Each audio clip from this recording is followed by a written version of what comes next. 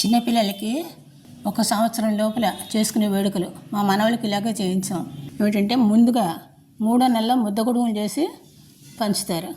తర్వాత బోర్లా పడితే బొబ్బట్లు, మనల్ని చూసి గుర్తుపట్టి నవ్వుతూ ఉంటే నువ్వుండలు, పాకటం వచ్చి రాగానే వాళ్ళకి పిండి పాకుండలు, గడప దాటితే గారెలు, అడుగులు వేయటం వస్తే అరిసెలు, అత్తా తాత అంటూ పలుకులు పలుకుతుంటే ఆ పలుకులకు చిలకలు అండి చిలకలు పంచుతారు.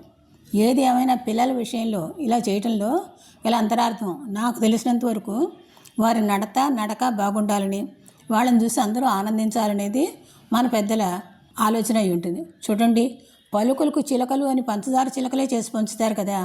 చిలకలు చూడటానికి ఎంత అందంగా ఉంటాయో తింటే అంత తీయగా ఉంటుంది.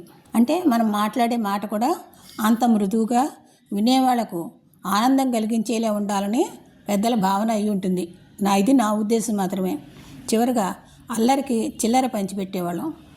అంటే చిన్నతనం నుంచే మనకున్నది ఇతరులతో పంచుకోవటం పిల్లలకు నేర్పించడం అనమాట. ఇవ్వటంలో ఉన్న ఆనందం వాళ్ళకి తెలుస్తుంది. పూర్వం పెద్దలు ఏది చేసినా మన మంచి కోరి చేసేవాళ్ళనే తెలుసుకోవాలి. ఇలా రకరకాల వేడుకలు చేసుకునేవారు చిన్నప్పుడు.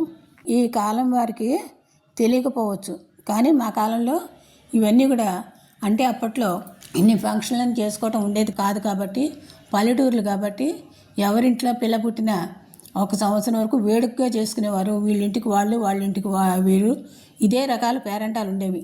3వ నెల ముద్దకుడుగుల పేరంటం, తర్వాత నువ్వుండల పేరంటం, బొబ్బట్ల పేరంటం అని ప్రతిదానికి పేరంటం అని చెప్పి 10 మంది కలుసుకోవటం, పిల్లల్ని ఆశీర్వదించటం, ఇది ఉండేదన్నమాట మా కాలంలో.